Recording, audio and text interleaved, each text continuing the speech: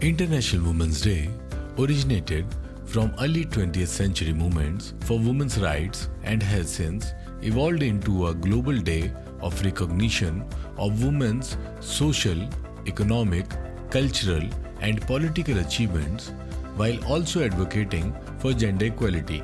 Vishwa Yuva Kendra has always tried to keep up with the tradition of celebrating International Women's Day for the past several years.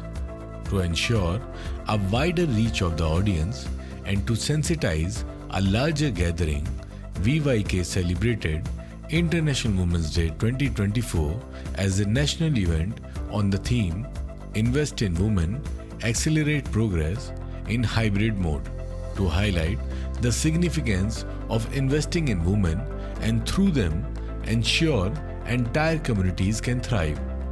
The mega event was graced with the august presence of dignitaries who gave inspiring remarks that encouraged everyone to strive for gender equality and women's empowerment. A panel discussion with eminent speakers highlighted the significance of investing in different aspects of a woman's life for prosperous economies and a healthy planet. Let us see glimpses of the event.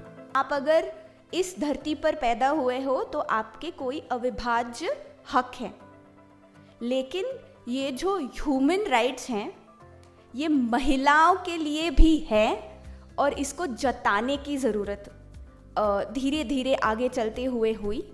और ये जताने की जो बात आती है, इन बातों के लिए ये आज का दिन बहुत महत्वपूर्ण है।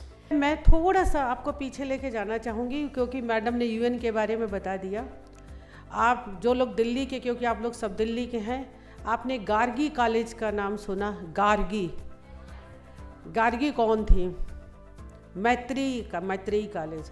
मैत्री कौन थे? ये सब विदुषी हमारे संत थे जिन्होंने शास्त्रार्थ करके अपनी जगह बनाई थी। तो अगर आप, मेरा कहने का, आप गूगल करिएगा, सारे बच्चे हैं, इन दोनों के बारे में पढ़िएगा। मैं ये बताना चाहती हूँ, जिस देश में हम हैं, इस देश में अगर आप पुराना अपना वैदिक कल्चर उठाएंगे तो हमारे महिलाओं को बहुत बराबरी का दर्जा, क्या पुरुषों से ज़्यादा था। हमें बराबरी का मांगना नहीं पड़ता था।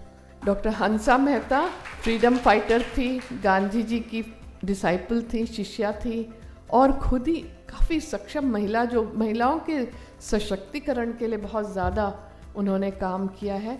तो 1945 में जब यूएन चार्टर बनने की बात हुई तो फिर लोगों को बुलाया गया और उस समय 1947-48 में वो भारत की तरफ से डेलीगेट बन के गई थी और उन्होंने कहा कि ये जो आपका है वाक्य कि सारे आदमी, मतलब मैं इंग्लिश में बोलूँगी, all men are born equal, तो ये जो है इस are born free and equal, इस वाक्य को छोड़ के हमें all men and women are born free and equal वाला वाक्य जोड़ना है। तो उनकी वजह से उस चार्टर में महिलाओं का भी नाम आया। एजुकेशन क्यों ज़रूरी है? Education, why is education necessary? Education is necessary because it gives you a perspective. आपको एक नॉलेज देता है, आपको पता चलता है कि राइट चॉइसेस क्या है, आप कैसे अपने करियर में अग्रसर हो सकते हैं। ठीक है, सो अगर मैं एक पुरानी कहावत कहूँ, एक कहावत कहना चाहूँगी। कहा जाता है कि अगर आप किसी पुरुष को एजुकेट करते हैं तो उसका घर आगे बढ़ता है, लेकिन अगर किसी महिला को आप एजुकेट करते हैं तो पूरा गांव आगे बढ़ता है। क्या? मेरी ऑर्गेनाइजेशन में 99% महिलाएं हैं एंड 99% महिलाएं, और सब महिलाएं कोई 8वीं पास है, कोई बिल्कुल अनपढ़ है। जो कुछ सर्टिफिकेशंस मैंने करे, आज अगर मैं उनको बोलूँ कि मैं नहीं हूँ, आज मैं यहाँ हूँ, और वो प्रोडक्शन कर ले मेरे बिहाफ पे, वो कर लेती हैं। मतलब मैंने उनको इतना सिखाया है, कल को जाके अगर वो अपना सोप का बिजनेस स्टार्ट करना चाहती है तो वो कर सकती है। मैंने किसी को बांध के नहीं रखा, क्योंकि जो एक सरस्वती है, विद्या है, बांटने से बढ़ती है। तो मैं हर रोज़ हर नया किसी को सिखाती हूँ और वो आगे जाके अपने आप भी करते हैं काम। तो मैं चाहती हूँ कि उनमें से निकल के भी महिला उद्यमी और बने। वुमेंस डे का जो हमने एक सेलिब्रेशन करी है, it's a day to determine, a day to understand that we are the asset, our health is the asset. और इसको हम प्रायोरिटी देंगे कैसे? जब हम अपने आप के लिए समय निकालेंगे। The vibrant colors of India's rich cultural heritage came to life through mesmerizing performances by both youth and professional dancers. The stage came alive with a variety of dance forms, each representing a unique aspect of India's diverse cultural landscape. The performances served as a powerful reminder of the crucial role that art and culture play in driving social change and fostering dialogue on issues of gender equality and women's empowerment.